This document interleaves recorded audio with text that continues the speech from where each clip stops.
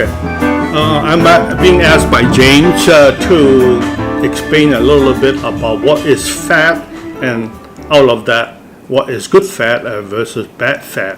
Fat has been vilified for the last 30 to 40 years to a point that many older women and men refuse to eat anything that have fats in it, including any oils.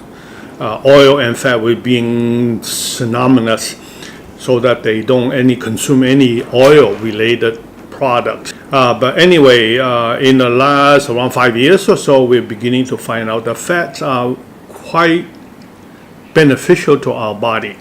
In fact, on certain diseases, you need to eat more fat in order to compensate for eating less carbohydrates. For example, in diabetes. So for diabetic, you need to eat more fat, less carb, and a little bit more protein and vegetable in order to normalize your glucose level. But today we are going to go ahead and talk about good versus bad. Fat by itself is very important in two reasons or two factors. One of them being that it's compositions or structural component of a cell wall. The cell wall are made with amino acid and fatty acid, amino acids, fatty acids. So this structure is very important, and you have to have the right amount of certain fat and certain what we call omega-3, long-chain omega-3 components, EPA and DHA, in order for the cell to function properly. For the cell wall to function properly, it must have all these combinations of what we call good, quote unquote, good fat components in order for the cell and then the organ to function properly. What will happen is that in the past, people think that saturated fat is bad for you.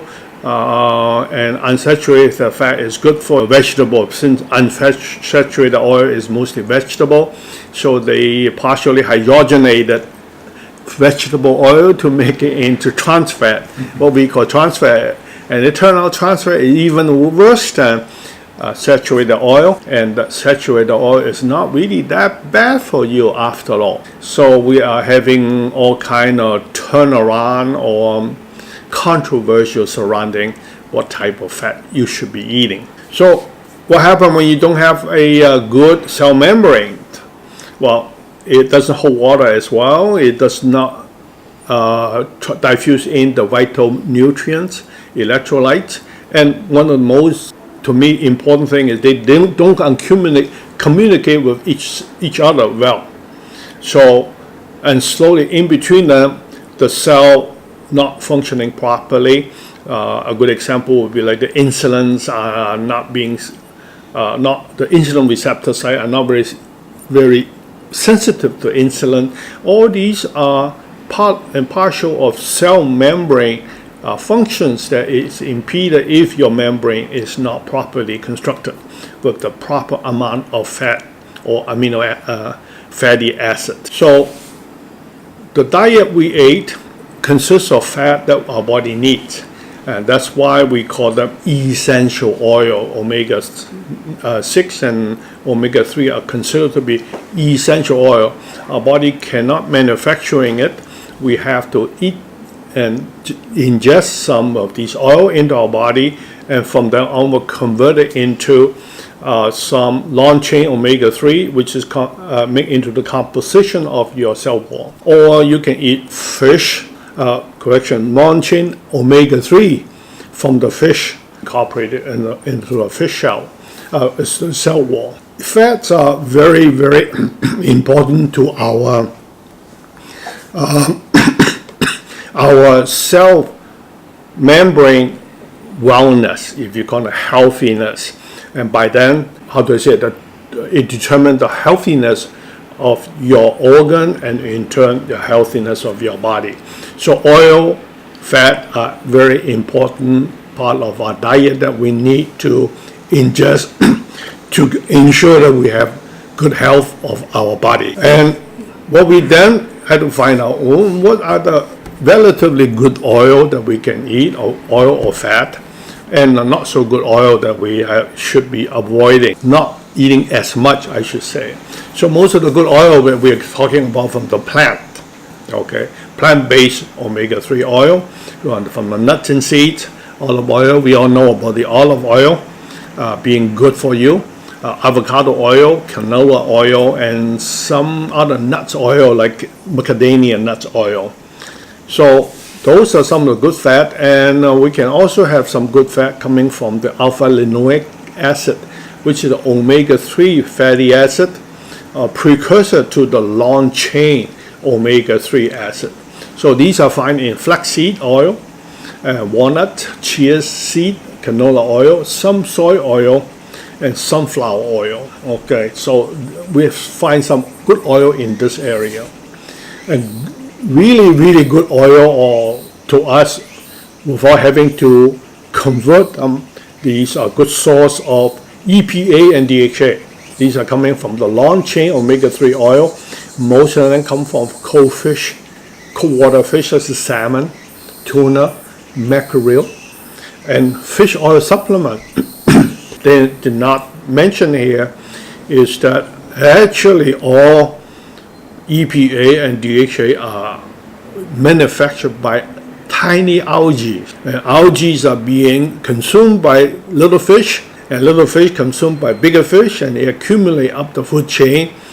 And some of the fish have accumulated EPA and DHA. Actually, what we call fish oil are actually coming from algae. We are beginning to use algal oil as another supplement. And just recently, US FDA approved a canola oil, genetically modified canola oil that will produce long-chain EPA and DHA. So that will become a very wide source available EPA and DHA, so that we don't put so much pressure on the fish that we overfish and overconsume. There are some other, we call them medium chain saturated oil. These are mostly by coconut oil. And what many people don't realize, in the animal will be considered to be bad fat or saturated fat, actually contain a part of it omega-3 oil, long-chain omega-3 oil. In the past, the animal will go out and eat grass, and the grass have omega-3 oil, the short-chain one. The body would switch it to long-chain omega-3 and save some of this in their fat. When we talk about organic free-range chicken and egg, or grass-fed meat and dairy product, they almost always contain larger amount of omega-3 oil. So here's another area you need to balance out. I eat some of the say meat with some saturated fat, but in return I have some omega-3 oil also on top. Wild salmons is another one that will get you lots of these good oils. So where do we find the bad oils? Oh, in the supermarket and in bakeries. So all the term when you see a partially hydrogenated vegetable oil, that's the term for trans fat, and that's the term for bad fat. This is the worst kind of fat our body can have. Unfortunately, all meat, all eggs, all these called dairy product has small amount of trans fat. So we always have small amount of trans fat in our body, but the largest amount of trans fat is from man-made Crisco, like shortening, margarine. That type of man-made fats are not the best for us. So you can see that in lots of baked goods, cookies and icings and crackers. So you've got to read your label carefully to find out, do they have partially hydrogenated oil? And because they know that trans fat is no good, so they kind of try to hide the name trans fat from the label. And in US, they just come up to say that you will not be allowed to use trans fat within such a month. But anyway, I think all around the world, people would know that trans fat was no good for you, and they are eliminating trans fat in their diet. So there are other bad fat. It's not really bad fat in the sense that it's still an essential part. It's called omega-6 oil. Omega-6 oil and omega-3 oil, the ratio need to be at a certain level. In the past, the ratio of omega-3 and omega-6 is 1:1. But now omega-6 to omega-1 in America is something like 16:1. So everywhere you go in a restaurant, in anywhere, they don't use omega-3 oil, but they mostly use omega-6 oil. So like corn oil, cottonseed oil, grapeseed oil, and saffron oil, those are all contain large amount of omega-6. They are not necessarily bad for you, except you have to make it into a right amount of ratio between omega-6 and 3. And once you balance it out, both oils are equally good for you. There are other oxidative fat. So fried food, barbecue meat. Okay, not only they are oxidized, they taste good. Even though vegetable oil is good, but because you fry them in high temperature with some kind of meat in it, it oxidizes those meat or carbohydrate, and they produce many of chemicals that's no good for you. Long chain saturated fat, meaning butter, lard, oil, like bacon grease and all that. Used to be say that these are no good for you, even though they taste yummy when you cook it into your dishes. But it's beginning to say that these are not so bad after all. A small amount of it is okay to ingest. If you're gonna find long chain saturated fat, you'll be better off if you can find a grass-fed beef, okay, which will contain saturated oil, long chain saturated oil, but also some amount of omega-3 oils in it. Dairy product and poultry from free-range chicken, then they have a higher amount of omega-3 oil. The conventional raising of the livestock also reduce the amount of good omega-3 oils within this livestock. So you have to compensate that by balancing the omega-6 and omega-3. So these two are constant battles. We need to eat more oil in order for us to cut down, in order for the cell membrane to be healthy.